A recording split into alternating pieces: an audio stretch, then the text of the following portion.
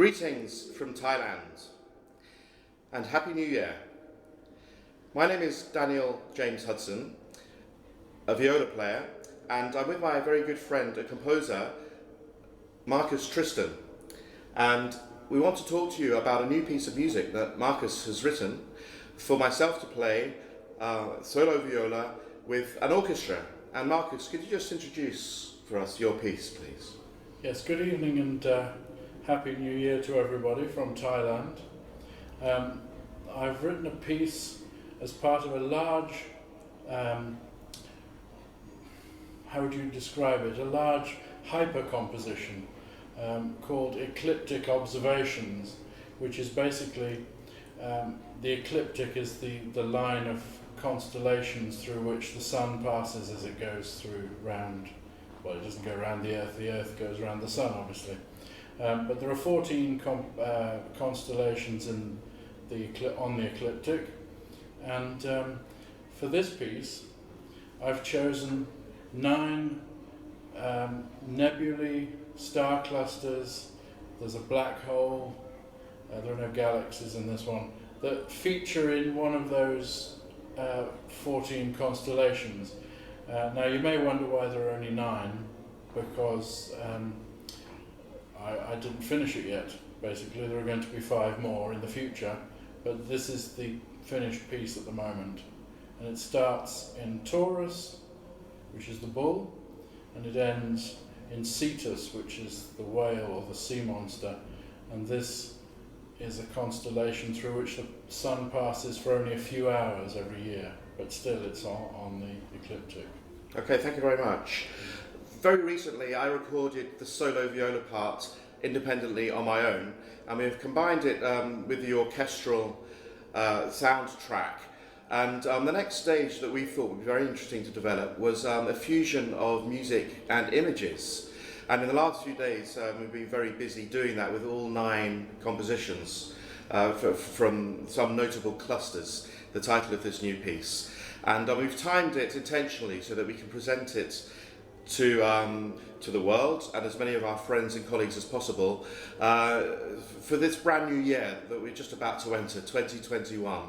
So it has a special meaning for us in terms of the timing of doing this project. And we generally feel, Marcus showed me the music and I obviously got to know it over the course of weeks and the recent months, that it's really a truly original piece. And the writing for my instrument, the viola, certainly has taken me into new territory, some familiar territory which I've encountered in other contemporary music, but there are new elements in this which have made me extremely excited about developing this project. This talk now, we're going to take you through the 9 pieces which make up some notable clusters. Each one has its own theme, of course, referring to a different nebula in the ecliptic. And we're going to theme this as it were, an association of music and image. And the first piece is called the Pleiades. Could you, very, very briefly, could you just explain the Pleiades in terms of its place in the universe? Absolutely, yes. The one thing first to note, if I may, is that the title, Some Notable Clusters, is actually it's a play on words, because notable obviously means noteworthy, or worthy of note, but notable in this case also means I've turned them into notes. So some notable clusters. So, yes. For example, the Pleiades, the first one, the Pleiades is a very visible to the naked eye cluster of stars in the constellation of Taurus, the bull. And what I did was superimpose onto a kind of, it was like music paper, but I superimposed the stars, most of the stars that I could find, not just the visible ones, but also ones you can't see with the naked eye, and threaded a melodic line through the cluster. You can't just do them all together in music, because that would just be a mess.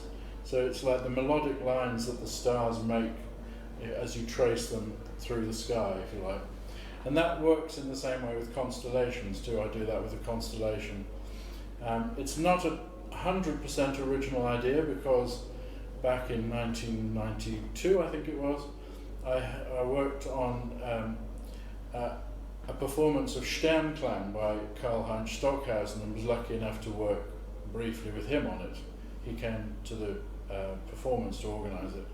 And he did the same thing, putting the picture of the stars onto music lines and making a melody. But what he didn't do, I believe, which I do, is then I rotated them. And of course that changes the rhythmic relationship between each star as a melody. So it's like rotation is a big theme, musical idea in this piece.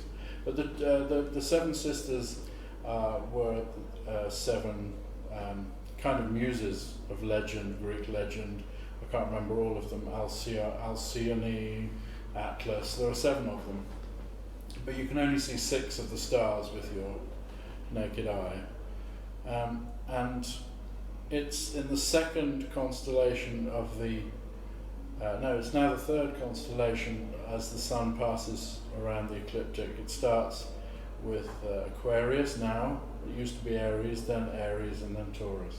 Right, okay, thank you very much. Thanks for the enhanced description of, for example, how the pitch selection is done in a process such as this. I knew a little bit about that before, but actually just hearing you describe that again, I've got a little bit more insights.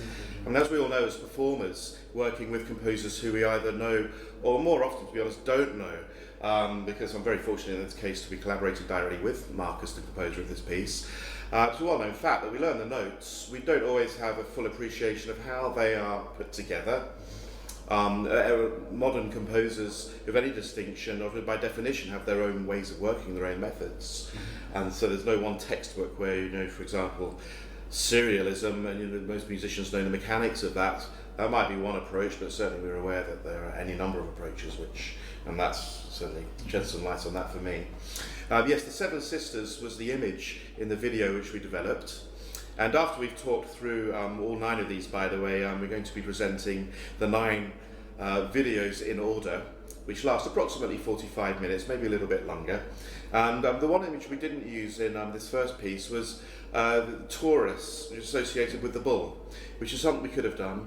But when we're working in this sort of format, very often one association and one image does the trick and conveys, not always, but often.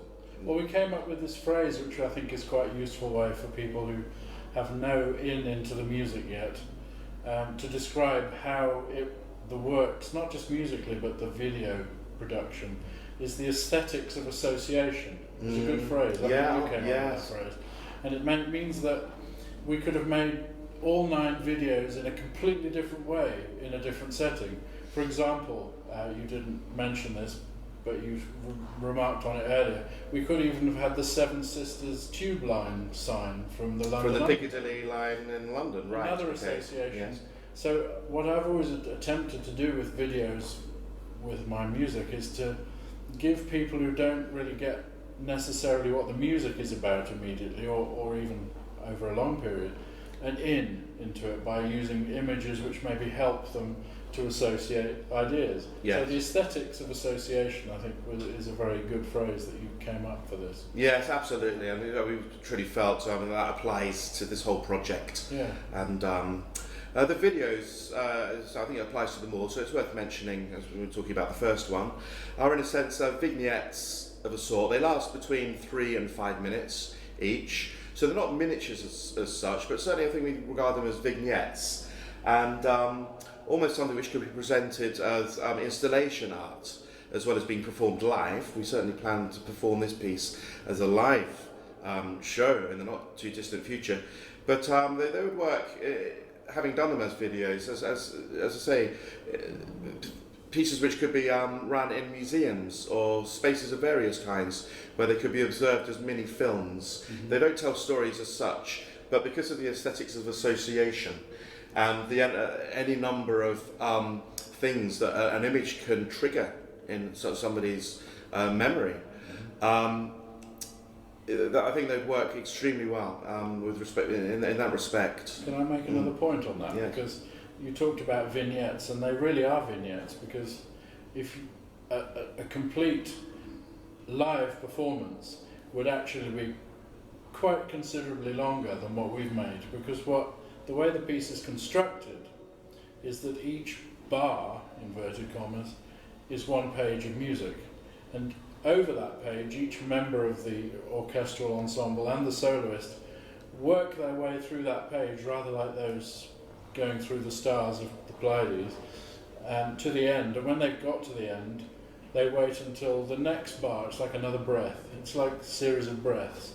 So a live performance will be much less tight than the performances we've made for these videos. Right. If you like. Yes. And each performance will be subtly different, although recognisable.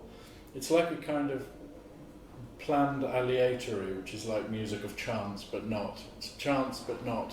A bit like Feldman's chance music, more than John Cage's chance music. So, Yes. so the pieces definitely work as a structure, but what's 3 minutes on the recording with the video might well be 5 minutes when it actually comes to a live recording.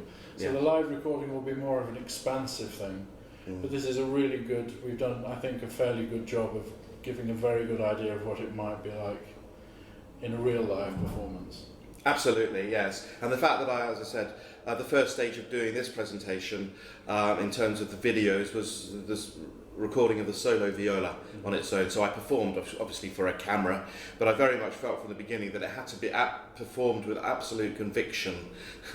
And the energy level I felt of the music starts right at the beginning, and I think a piece like this will absolutely depend upon maintaining that energy throughout, in this case, as we said, around 45 minutes, possibly even longer than that. Can I make another point on that one? Because we were talking earlier about how Mozart would write a piano concerto, and he'd write the parts for the orchestra, but he himself in his mind knew the piano part, so he didn't bother to write it down until later when maybe somebody else wanted to perform it. This piece has worked exactly the opposite way around. I wrote the viola part first, knowing basically what was going to be happening around it, but didn't write that yet until I'd given you the whole viola part. All 9 parts, I think, were basically finished before I'd finished the score. Yes. So this is like the opposite of the Mozart thing. So I knew what the score was going to be like, but I wrote the viola part first. Does that make any sense? It makes absolute sense, yes. And again, every composer will have their different methods about what comes first, the way that they might fill in either the bass line at a later stage, and so on. And we're all aware of that.